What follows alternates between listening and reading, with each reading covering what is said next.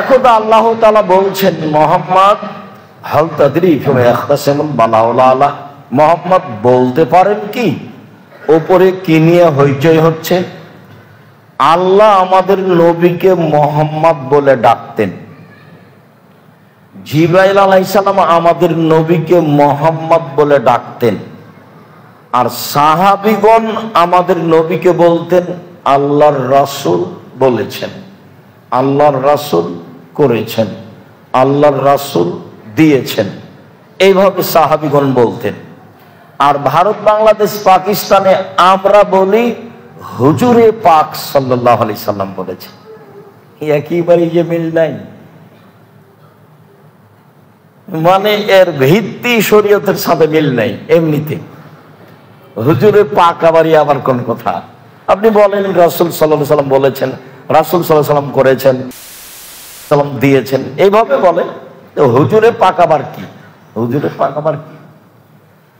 তো আল্লাহ বলছেন মুহাম্মদ সাল্লাল্লাহু আলাইহি সাল্লাম বলতে পারেন কি কি নিয়ে হইচই হচ্ছে উপরে বলা বলি? হ্যাঁ বলতে পারি। ফিল কাফারাত, মানুষের পাপ মিটে যাবে কিসে তা নিয়ে বলা বলি হচ্ছে, ফেরেশতারা বলা বলি করছেন। তারা বলছেন যে সুন্দর করে ওযু করলে পাপ মিটে যায়, মান বেড়ে যায়। তারা বলছেন যে পায়ে হেঁটে মসজিদে গেলে পাপ মিটে যায়, মান বেড়ে যায়। তারা বলছেন যে সালাতের পরে বসে বসে জিকির আজকার করলে পাপ মিটে যায়, মান বেড়ে যায়। এই যে সালাতের পরে পাপ মিটে যায়, মান বেড়ে যায়।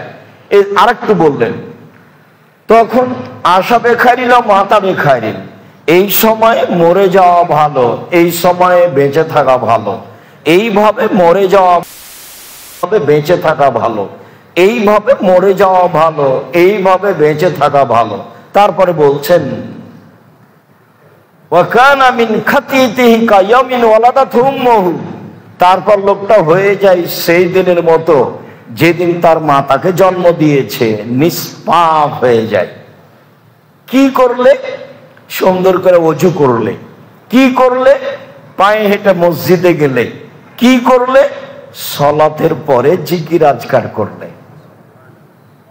মনে থাকবে না মনে হয়? যদি নাই থাকে তো যন্ত্রপাতি তো আছেই, বা এমনি রাতের সালাত আব্দুর রাজ্জাক বিন ইউসুফ, তাহলে চলে আসবে। আপনাকে জীবন বাজি রেখে চেষ্টা চালিয়েছি পরকালমুখী করার, সুন্দর আকীদা সংশোধন করে, মানুষের বদনাম গীবত না করে, দল সংগঠন করে আরেকজনের বিরুদ্ধে না লড়ে, মস্তিষ্ক খালি রেখে কারো ভালো আর মন্দ মাথাতে নিয়ে আসা হবে না। মন্দ মাথাতে নিয়ে আসলে বলবেন যে ও খারাপ। সারা জীবন যদি তাহাজ্জুদ এক পাল্লায় তুলে দেন, আর যে বলেছে তো খারাপ, ওই খারাপ যদি এক পাল্লায় তুলে দেওয়া হয় তো খারাপ এটা এক পাল্লাটা ভারী হয়ে যাবে। আপনি কেনে গেলেন ওখানে? কি দরকার আপনার? দোকানে বসে আড্ডা পিঠা, মাথায় টুপিতে ল্যাংটা মেয়ে দেখা, আর মানুষের বদনাম করা। নিজে উপার্জন করে নিজে খায়, হয় জমি চাষ করে খায়, নাহলে দিন মজুরি করে খায়, নাহলে চাকরি করে খায়, নাহলে ব্যবসা করে খায়। নিজের মতো নিজে খায়। যার দালান বাড়ি আছে, আমি খড়ের বাড়ি যাবি গেলেও তো থাকতে দেবে না। তা আমি আর একজনের খামাখা দিন রাত কথা বলে বেড়াচ্ছি কেন? কি ঠেকা বাঁধলো? চাল চরিত্র এমন কেন হলো? স্বভাব এমন কেন হলো? স্বভাব কেন খারাপ? খারাপ স্বভাব যখন খারাপ, অভ্যাস যখন খারাপ, খাসলত যখন খারাপ, তখন ইবাদত দিয়ে কি করবেন? খাসলত কেন এমন, স্বভাব কেন এমন, অভ্যাস কেন এমন, আরেকজনের বিরুদ্ধে গেলেন কেন? জীবনে দুইটা কাজ করবেন। এক, প্রতিবাদ নেই, প্রতিশোধ নেই, বদনাম নেই। জীবনে কারো পিছনে কথা বলবো না। আমি তো দেখি আমার জীবনে এক একজন এমন বলে একবারে সুন্দর করে ধুয়ে ছেড়ে দেয়, আর একবার যখন কেউ বলে দেখি আমার মা বোনকে দিয়ে শুরু করে, তারপরে কত যে বলে। তখন বলা যখন শেষ হয় তখন আবার আমি রিং দিয়ে বলি, ভাইজান আপনার মনে হয় আরো কিছু বলার ছিল, টাকা মনে হয় শেষ হয়ে গেছে, তা আপনি কিছু আরো বলার থাকলে বলে নেন। আমি তার কথাকে আমার জীবনে কোনোদিন মাথায় নিয়ে আসিনি, রাখিনি, তো আমি তার কথা মাথায় নিয়ে আসবো কেন? ও যা পারছে বলে নেই, গালি মন্দ, তার কোন কথা 5 পয়সার প্রতিক্রিয়া আছে এটা আমি বিশ্বাসই করি না। আল্লাহ রাসূল বলেছেন, আল্লাহুম্মা লা মানিয়া লিমা আতাইতা ওয়ালা মুতি লিমা মানাতা। আল্লাহ যা দিবে তা কেউ ঠেকাতে পারে না, আর যা আল্লাহ দিবে না সেটা কেউ দিতে পারে না। হাদিস তো বুখারী মুসলিম। তো তার বদনামের পিছনে পড়ে আমার কি আছে এমন? ও বলুন, আল্লাহ যেটা দিবেন সেটা কেউ ঠেকাতে পারে না, আর যেটা দিবেন না কেউ সেটা দিতে পারে না। হাদিস তো বুখারী মুসলিম। যেটা সালাতের পরে বলে, কেন যাবেন? সম্মানিত দিনী ভাই বল, তো ওই হাদিসে বলা হলো যে মানুষের দোয়া কবুল হয় 2 সময়ে। 1 শেষ রাতে, 2 সলাতের পরে। কথাটা বুঝাতে গিয়ে আবার 2টা হাদিস পড়া হলো। সম্মানিত দিনী ভাই বোন, বলছিলাম রাতের সলাত। আবু হুরায়রা রাদিয়াল্লাহু তাআলা আনহু বলেন, রাসূল সাল্লাল্লাহু আলাইহি সাল্লাম বলেছেন, ইয়ানজুলু রাব্বুনা তাআলা ইলা সামাই দুনিয়া হিনা ইয়াবকা সুলুসুল আখিরা। রাতের যখন 3 ভাগের 2 ভাগ পার হয়ে যায়, 1 ভাগ বাকি থাকে, তখন আল্লাহ 7ম আকাশ থেকে 1ম আকাশে নেমে আসেন। আল্লাহ নিজে আমার সাথে আর আপনার সাথে কথা বলার জন্য। এত বড় স্রষ্টা 7ম আকাশ থেকে নেমে এসেছেন 1ম আকাশে শুধু আমার আর আপনার জন্য। গরু ছাগলের তো জাহান্নাম জান্নাত নেই, ওদের আর এসে কি হবে? পশু প্রাণী কুকুর শ্রীগালের তো জাহান্নাম জান্নাত নাই, বিচারের মাঠেই বিচার শেষ। তো নেমে এসে আল্লাহ বলেন, মাইয়া দুনি ফাস্তা জিবালাহ, কেউ আমাকে কিছু বলে কি? তোমরা কিছু বলছো আমাকে, বলো, আমি শুনবো। মায়াসতুলিন ফাতিহ, তোমরা কিছু চাও, চাও দিব। মায়াস্তাগফিরিন ফাগফিরলাহু, কেউ ক্ষমা চাও, পাপ হয়েছে ক্ষমা চাও, তো বলো আমি ক্ষমা করে দেব। তার নাম আজিজ, পরাক্রমশালী, তার নাম গফফার, বড় ক্ষমাশীল। কোন কাজ তার কাছে কঠিন নয়, সবটাই পারে। ফাআলুল লিমা ইউরিদ, যা ইচ্ছা তাই করতে পারে। পরাক্রমশালী, তাকে কেউ ঠেকাতে পারে না। যখন আল্লাহ বলছেন ঈসা আলাইহিস সালামকে, তুমি কি মানুষকে বলেছিলে যে আমি ঈসা, আমাকে আমার ইবাদত করো? যে না, তা আমি তা বলবো কেন? আমি যতদিন ছিলাম তা আপনার সামনেই ছিলাম, আর আমি চলে আসার পরে মানুষ কি করেছে সেটা তো আমি জানি না, আপনি জানেন। শোনেন, ঈসা আলাইহিস সালাম বলছেন, শোনেন, ইনতুয়াসিবুহুম ফাইন্নাহুম ইবাদুক, ওদের যদি শাস্তি দেন, দেন, তারা আপনার বান্দা, দিলে আমার কি আছে? ওয়াইন তাগফির লাহুম ফাইন্নাকা আনতাল আজিজুল হাকিম, আর তুমি যদি ক্ষমা করো তো তুমি পরাক্রমশালী, প্রজ্ঞাময়। আরে ফেরাউনকে ক্ষমা করলে কেউ বিচার করতে পারবে না? ফেরাউনকে ক্ষমা হবে কেন? এ কথা কেউ বলতে পারে না। তো এই আয়াতটা আমাদের নবী একদিন এশার সালাতের পরে শুরু করে ভোর পর্যন্ত পড়েছিলেন, একটাই আয়াত, ইনতুয়াসিবুহুম ফাইন্নাহুম ইবাদুকা, যদি ওদের শাস্তি দেন, দেন, আপনি আপনার দাস দিবেন, দাস দাসীর শাস্তি দিবেন, আমার কি করার আছে, দেন।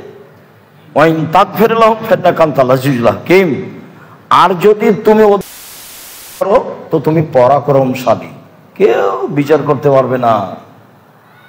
দুনিয়াতে যত বড় বড় পাপী আছে সবকে যদি ক্ষমা করে দাও, কেউ বলতে পারবে না ক্ষমা পাবে কেন, এটা বলার ক্ষমতা কারো নেই। তাহলে ও পারে, ও প্রত্যেক রাতে শেষে নেমে আসে না আমার আপনার সাথে কথা বলার জন্য। তা আমি আর আপনি কত দুর্ভাগ্য, বোকা মানুষ, হতভাগা মানুষ। রাত 2টা পর্যন্ত গল্প করেছি, টিভি দেখেছি, তো রাত 2টায় ঘুমিয়েছি। এখন সব সকাল 6টা 7টায় উঠবে, 8টায় উঠবে, মুখখান ভ্যাংচা ভ্যাংচা থাকবে, মনে হয় এতে শয়তান পেশাব করেছে মুখে, কানে। মুখখান কেমন কেমন থাকবে, ঘিন ঘিনে, দেখতে খারাপ লাগবে মুখখান, এরকম হবে সকালে, আল্লাহ রাসূল বলছে।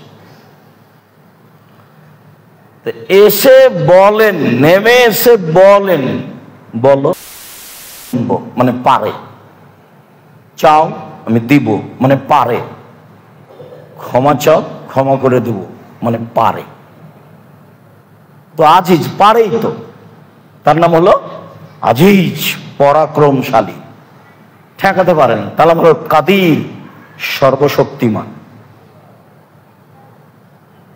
কোন পাপ নিয়ে তার চিন্তা ভাবনা নেই যে কেমনে ক্ষমা হবে। আল্লাহ বলছেন আদমের ছেলে মেয়ে শোনো, মা দাওতানি ও রাজাওতানি, তুমি যেভাবে ডাকো আমি সেভাবে থাকি, তুমি যেভাবে বলো আমি সেভাবে শুনি, তুমি যেভাবে ডাকো আমি সেভাবে থাকি, তুমি যেভাবে বলো আমি সেভাবে শুনি। অলা উবালি, আমি পরোয়া করি না তুমি কত বড় পাপী, আমি পরোয়া করি না তুমি কত বড় পাপী, আমি পরোয়া করি না তুমি কত বড় পাপী। তুমি ক্ষমা চাইলে আমি ভাবি না তুমি কত বড় পাপী, বললেই আছে। আবার বলছেন আদমের ছেলে মেয়েরা শোনো, তোমার পাপ বেশি হতে হতে হতে যদি আকাশে লেগে যায়, পাপ আর পাপ, এরপরেও যদি আমার কাছে ক্ষমা চাও আমি ক্ষমা করে দিব, আমি পরোয়া করি না তুমি কত বড় পাপী, আমি পরোয়া করি না তুমি কত বড় পাপী, তুমি যেভাবে ডাকো আমি সেভাবে থাকি, তুমি যেভাবে বলো আমি সেভাবে শুনি, তুমি যেভাবে বলো আমি সেভাবে শুনি, আমি পরোয়া করি না তুমি কত বড় পাপী। বিচারের মাঠে আবার আসবেন আমাদের সামনে, আবার বলবেন বিচারের মাঠে এসে এসে বলবেন, আদমের ছেলে মেয়ে শোনো, আজকে তোমরা আকাশ আর জমিন পরিমাণ পাপ নিয়ে এসেছো, পাপ আর পাপ। আদমের ছেলে আমি আল্লাহ তোমাদের সামনে এসেছি, তোমার পাপ যে পরিমাণ সেই পরিমাণ ক্ষমা নিয়ে এসেছি, যে পরিমাণ পাপ সেই পরিমাণ ক্ষমা, তোমার যে পরিমাণ পাপ সেই পরিমাণ আমার ক্ষমা, যে পরিমাণ তোমার পাপ সেই পরিমাণ আমার ক্ষমা, তোমার পাপ যত ক্ষমা তত, পাপ যত ক্ষমা তত, যদি শিরক না থাকে। এইটা হলো কঠিন। বাংলাদেশের ছেলে মেয়ে তো স্কুলে গিয়েই বলে ও কালিমা তোমার আকাশ, ও কালিমা তোমার বাতাস। তো ওর জন্মই তো শিরক, ওর ভিত্তি শিরক,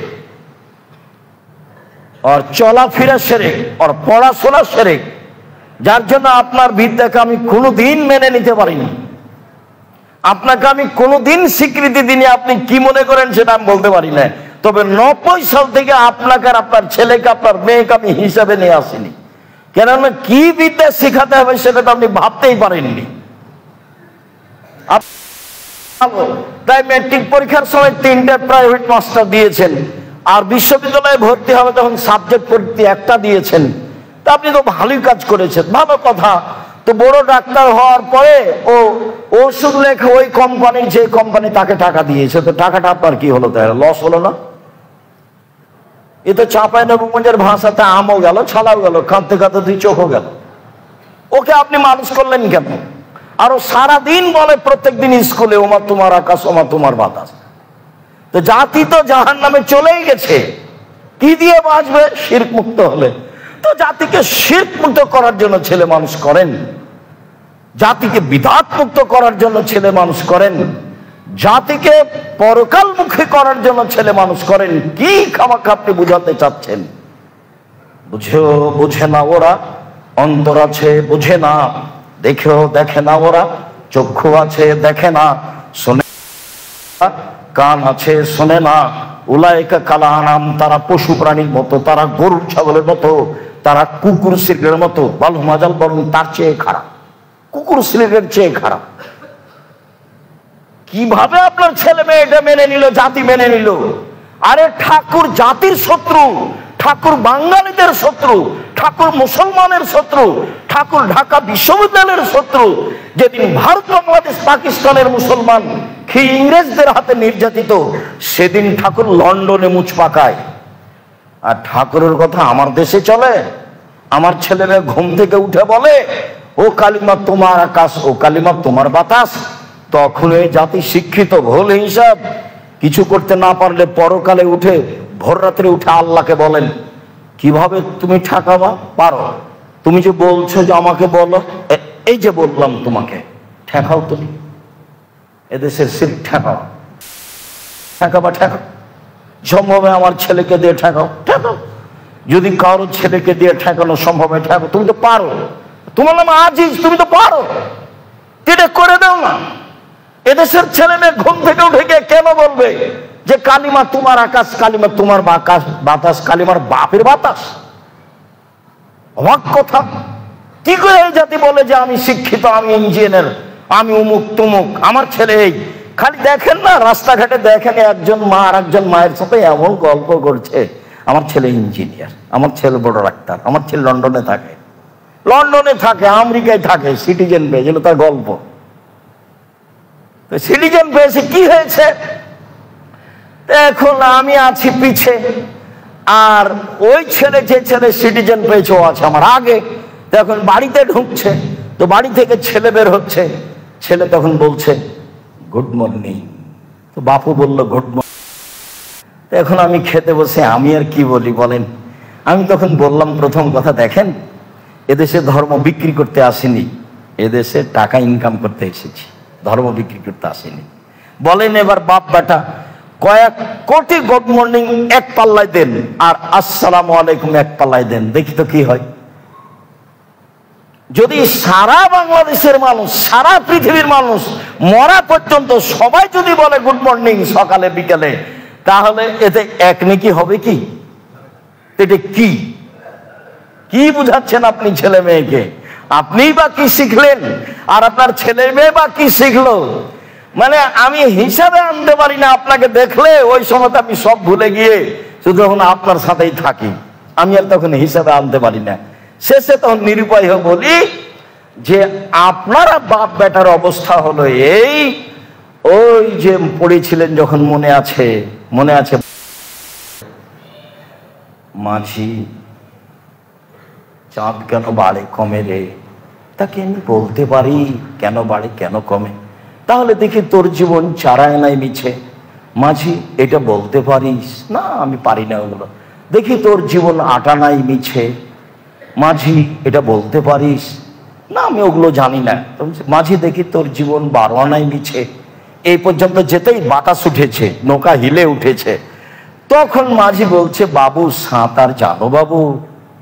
তখন বাবু বলছে না রে মাঝি, না আমি তো সাঁতার জানি না। তখন মাঝি বলছে বাবু এবার দেখি তোর জীবন 16 আনাই মিছে। তো বাপ বেটার জীবন 16 আনাই মিছে আপনি ধরতে পারেননি। এই জীবনে কি হবে আপনার, কি করতে পারেন জাতির? সম্মানিত দিনী ভাই বোন, ভোর রাত্রে উঠে আল্লাহকে বলেন কিছু একটা করে দিতেই হবে। ও তো শোনার জন্য নেমে এসেছেন। সম্মানিত রাসূল সাল্লাল্লাহু আলাইহি ওয়াসাল্লাম বলেন ইন্না ফিদ-দাইলি লাসাআতান, শেষ রাতে একটা সময় আছে, লা ইয়াফিকুহাল আবদুল মুসলিম, যে কোনো পুরুষ নারী ওই সময়ের মুখামুখি হয়, মানে ওই সময় আল্লাহকে কিছু বলে। খায়রান মিন আমরি দুনিয়া ওয়াল আখিরা, ইহকালের কল্যাণ পরকালের কল্যাণ, ইহকালের কল্যাণ পরকালের কল্যাণ, ইহকাল পরকালের যে কোনো কল্যাণ চাইবে আল্লাহ তাকে দিবেনি, দিবেই।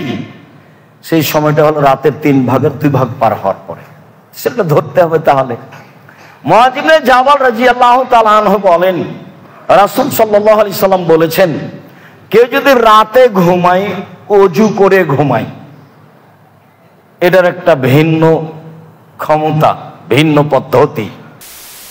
ঘুমায় ফায়াতাহরা মিনাল লাইলি, তারপর শেষ রাতে উঠে আল্লাহকে বলে, যা বলবে সেটা গ্রহণ হবে।